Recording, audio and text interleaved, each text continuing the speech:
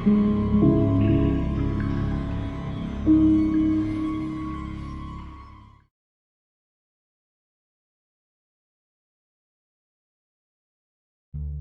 Paul has a rich history of breweries since the incorporation of the city in 1854. By the 1880s, it is estimated that there were 23 breweries in operation, employing hundreds of workers. Unfortunately, nearly all breweries have come and gone, now lost to the sands of time. Many of these breweries carved man-made caves into the soft sandstone along the river for the production of lager beer, taking advantage of the constant year-round 50-degree temperatures inside their caves. One such brewery, Melchoir Funk's Brewing Company, began its operations along South 7th Street near Randolph Avenue in 1865.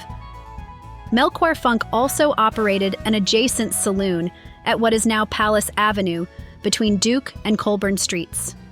It hit its peak production near the turn of the century, producing around 5,000 barrels of beer a year, according to a local newspaper report. However, according to other researchers, the number may have been closer to 2,000. Still, a lot of beer for a small brewery.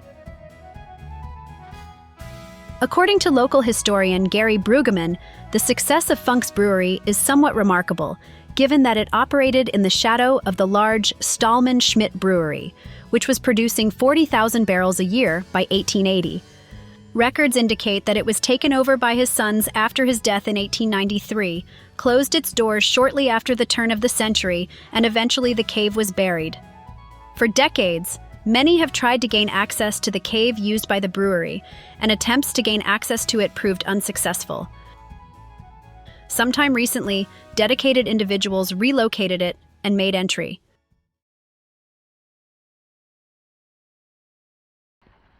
Well, here we are today in Funk's Brewery Cave. That's just off of West 7th Street. And this is, of course, you can see this on the old insurance atlases.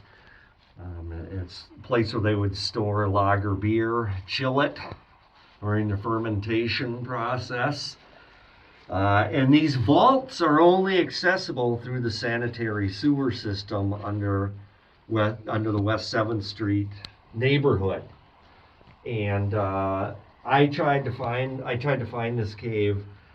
I was back in the year 2000, I believe, but I walked all over down here, but it finally, I guess some people were willing to put in the sweat equity of digging the openings. You can see very nice ornate stonework here. Of course, here's the Platteville limestone, these slabs here. There are various places in here where it looks like there's some sinkholes going to the surface where Platteville is kind of sunk down into the St. Peter sandstone.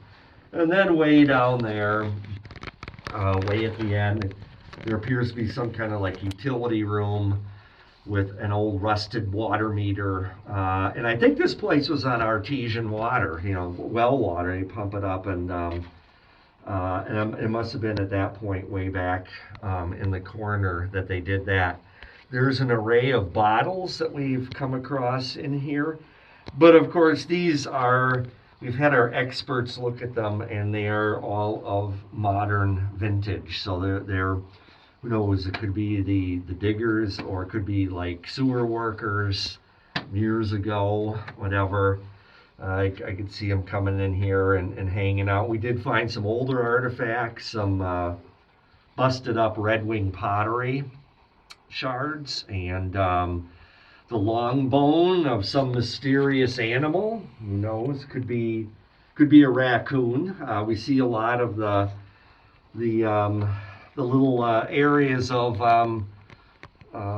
fungus indicating that there's been scats all over in here. So I guess the raccoons are getting in here through some opening at some point here.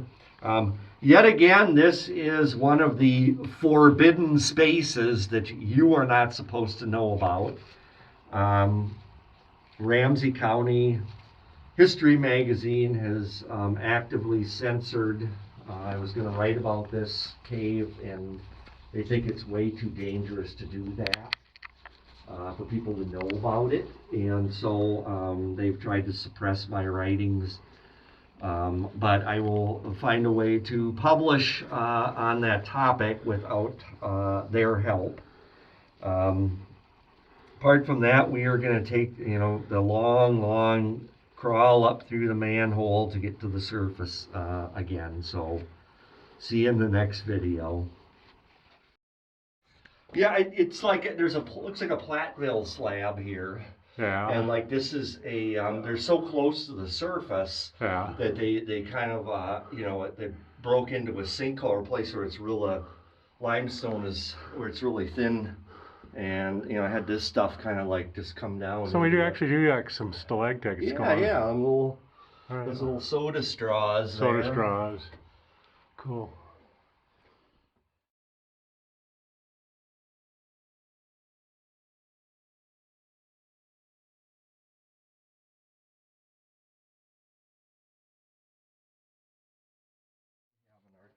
Well, That'd be my guess is an artesian for the beer. Water profile is a big deal in the old water meter he's got his looking at there with water pipes. yeah, looking for that old artesian well connection for the Funk Brewery here.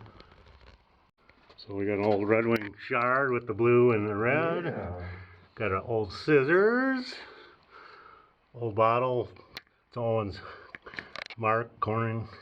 So it's 57.8. That's approximately when it was made. Oh, look at this. This is definitely older.